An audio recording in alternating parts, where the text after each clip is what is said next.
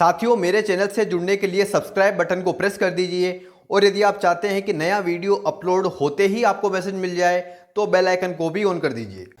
जय श्री राधे साथियों, मैं अंकुर जोशी आप सभी का अंकुर एस्ट्रोलॉजी चैनल में बहुत बहुत स्वागत अभिनंदन करता हूं। देखिए, धनवान और समृद्ध हर व्यक्ति बनना चाहता है, लेकिन जिसकी किस्मत साथ देती है वही धनवान बन पाता है। तो ज्योतिष शास्त्र में ग्रहों की कुछ ऐसी स्थितियां बताई गई है, यदि ये स्थितियां किसी की कुंडली में बन रही है तो ऐसा व्यक्ति अपने जीवन में निश्चित ही धनवान बनता है। देखिए, हमारी एक सीरीज चल रही है धनवान बनने के योग, जिसमें हम मेष लग्न से लेकर के मीन लग्न की कुंडली में समझेंगे कि धनवान बनने के योग कौन कौन से होते हैं। अब तक हमने मेष लग्न से लेकर के सिंह लग्न की कुंडली में धनवान बनने के योगों को समझा है। यदि आपने वो वीडियो अब तक नहीं देखे हैं तो आप देख सकते हैं। देखिए, आज हम समझेंगे कि कन्या लग्न की कुंडली में धनवान बनने के योग कौन कौन से होते हैं। सबसे पहले आपको यह ध्यान होना चाहिए कि कन्या लग्न की कुंडली किसे कहते हैं। देखिए, यदि आप हमारे YouTube चैनल पर यदि पार्ट फर्स्ट से ही वीडियो देख रहे हैं तो आपको ये निश्चित ही पता होगा कि राशियां कौन कौन सी होती है, भाव कौन कौन से होते हैं, कौन सा जो भाव किन किन चीजों को रिप्रेजेंट करता है, ये सब आपको ज्ञात होगा। यदि आपने वो अभी तक नहीं देखे हैं तो आप पार्ट फर्स्ट से वीडियो देखें, जो आपको ये वीडियो और फिर बेहतर समझ आएगा। देखिए, ये होता है कुंडली का पहला भाव। इस भाव में 6 नंबर लिखा है, इसका अर्थ यह है कि ये कन्या लग्न की कुंडली है। ठीक है, आज हम कन्या लग्न की कुंडली में धनवान बनने के योगों को समझ रहे हैं। तो यहां लग्न में लिखा हुआ है 6 नंबर, यानी कि 6 नंबर पे कौन सी राशि आती है? कन्या राशि आती है। तो आज हम कन्या लग्न यानी पहले भाव में जो नंबर लिखा होगा उस लग्न की वो कुंडली हो जाएगी। जैसे ये कन्या लग्न की कुंडली हो गई क्योंकि लग्न भाव में 6 नंबर लिखा है। ठीक है, देखिए, कुंडली में धनवान बनने के लिए 2 भावों का बहुत ही महत्वपूर्ण रोल होता है। कौन कौन से होते हो? एक तो 11वां भाव, एक दूसरा भाव। 11वें भाव को लाभ स्थान कहा जाता है, दूसरे भाव को जो है धन स्थान कहा जाता है। यहां से हमारी सेविंग देखते हैं। तो देखिए, यदि इन दोनों भावों के मध्य यदि परिवर्तन योग बन रहा है, कैसे परिवर्तन योग बन रहा है? देखिए, दूसरे भाव में हो चंद्रमा और 11वें भाव में हो शुक्र। देखिए, दूसरे भाव में 7 नंबर लिखा है, इसका अर्थ यह है कि ये तुला राशि है। तुला राशि के स्वामी कौन होते हैं? शुक्र होते हैं। और शुक्र उठ करके इस भाव में चले गए यानी 11वें भाव में, और 11वें भाव में 4 नंबर लिखा है यानी कर्क राशि है। कर्क राशि के स्वामी कौन होते हैं? चंद्रमा। चंद्रमा दूसरे भाव में चले गए, तो इसको परिवर्तन योग भी कहते हैं। इसको मैंने जो है इससे जो पहले वाले वीडियो थे उनमें भी मैंने बताया आपको, परिवर्तन योग बहुत ही ज्यादा इफेक्टिव होते हैं। देखिए, इन दोनों भावों के मध्य यदि राशि परिवर्तन हो रहा है, इनके स्वामियों के मध्य राशि परिवर्तन हो रहा है, तो निश्चित ही यह धनवान होने की बहुत अच्छी स्थिति होती है। यानी कि इसके स्वामी यानी 11वें भाव के स्वामी चंद्रमा दूसरे भाव में आ गए हैं, दूसरे भाव के स्वामी शुक्र जो है 11वें भाव में हो गए हैं। ये जो है परिवर्तन योग, ये बहुत ही अच्छा सहयोग होता है। ठीक है, अब जैसे मान लीजिए कि ये दोनों ग्रह आपस में राशि परिवर्तन नहीं कर रहे हैं। ठीक है, केवल शुक्र ही 11वें भाव में बैठे हैं, यानी कि दूसरे भाव के स्वामी ही 11वें भाव में बैठे हैं। देखिए, वैसे तो परिवर्तन योग यदि बनेगा तो ये बहुत ही श्रेष्ठ योग होगा, बहुत ही अच्छा योग होगा। लेकिन यदि परिवर्तन योग नहीं बन रहा है और दूसरे भाव के स्वामी यदि 11वें भाव में बैठे हैं तो ये भी धनवान होने का अच्छा योग होता है। ठीक है, देखिए, एक बहुत इंपॉर्टेंट बात,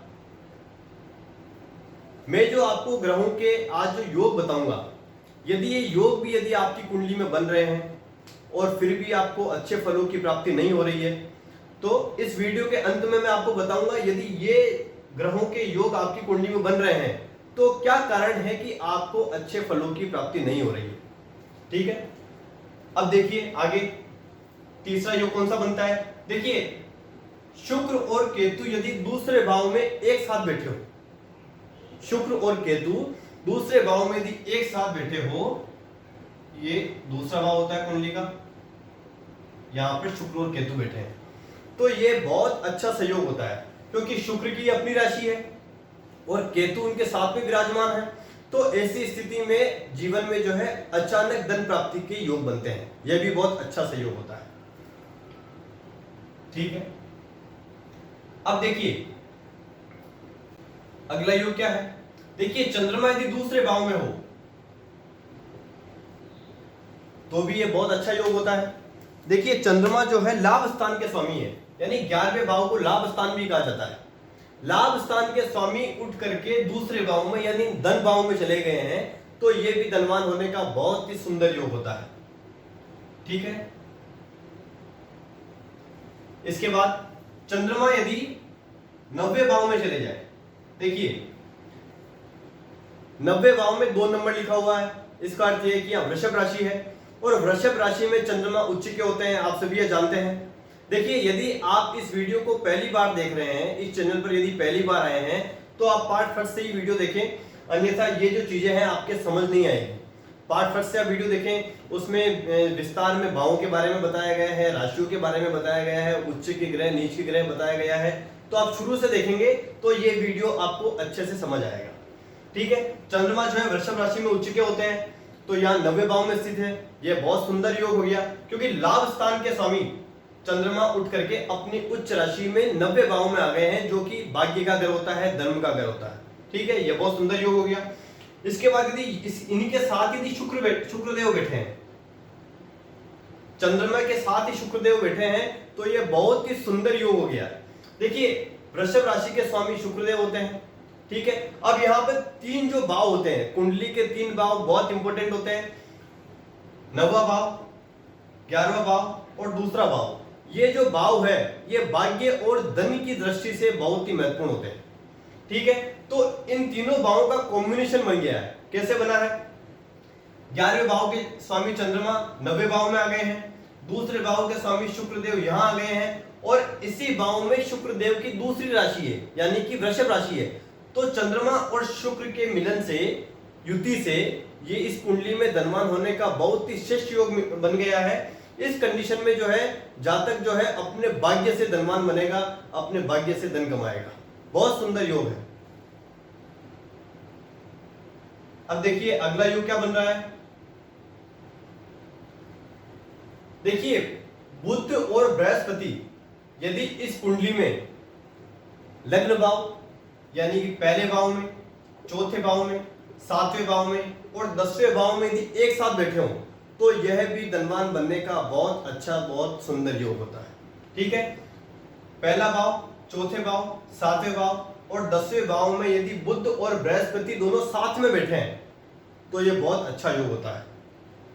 ठीक है। अगला योग क्या है? देखिए मंगल देव यदि कुंडली के 5वें भाव में हो, ठीक है, और चंद्रदेव यदि 11वें भाव में हो, तो यह भी बहुत सुंदर योग होता है। देखिए एक इंपॉर्टेंट बात, यहाँ पे मंगल देव 5वें भाव में मकर राशि में है, तो ये यहाँ पर उच्च के फल देंगे, और चंद्रमा जो है 11वें भाव में अपने स्वयं की राशि में है, जो भी बहुत अच्छा योग है, बहुत ही सुंदर योग है। तो यहाँ पर मंगल देव और चंद्रदेव दोनों आपस में एक दूसरे को सातवीं दृष्टि से देख रहे हैं, तो यह भी बहुत अच्छा लक्ष्मी योग है। ठीक है। अगला योग क्या है? देखिए बृहस्पति और चंद्रमा दोनों ही साथ में युति में यदि चौथे भाव में हो, 90 भाव में हो या 11वें भाव में हो, तो भी ये अच्छा योग होता है। देखिए बृहस्पति और चंद्रमा यदि चौथे भाव में हो, 90 भाव में हो या 11वें भाव में हो, तो ये भी बहुत सुंदर और बहुत अच्छा योग होता है। ठीक है। अगला योग क्या है?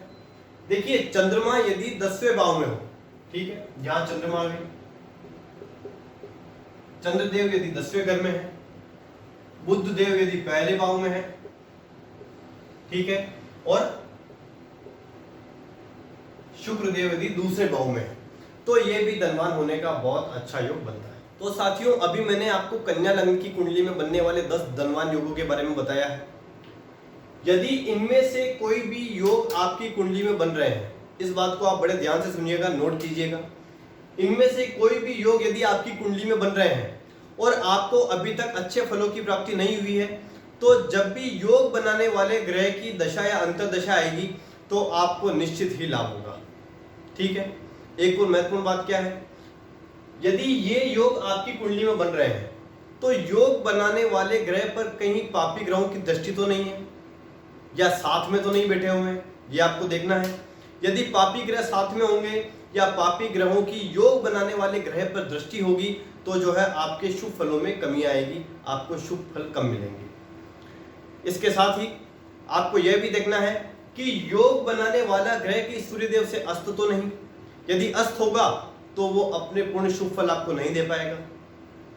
इसके साथ ही आपको यह भी देखना है कि योग बनाने वाले ग्रह की डिग्री कितनी है। यदि उसकी डिग्री 0, 1, 2, 3 या 4 हुई, 27, 28, 29, 30 डिग्री हुई, तो इस कंडीशन में उस ग्रह में बल नहीं होगा तो वो अपने पूर्ण शुभ फल आपको नहीं दे पाएगा। ठीक है, तो साथियों यदि आपको ये वीडियो अच्छा लगा हो तो लाइक और कमेंट अवश्य कर देवें, चैनल को सब्सक्राइब कर देवें, और यदि आप चाहते हैं कि वीडियो अपलोड होते ही आपको नोटिफिकेशन मिल जाए, मैसेज मिल जाए, तो बेल आइकन को प्रेस कर दीजिए। मिलते हैं हम अगले एपिसोड में जो कि तुला लग्न पर आधारित होगा। तुला लग्न में बनने वाले धनवान योगों को हम समझेंगे। मिलते हैं हम अगले एपिसोड में। जय श्री राधे।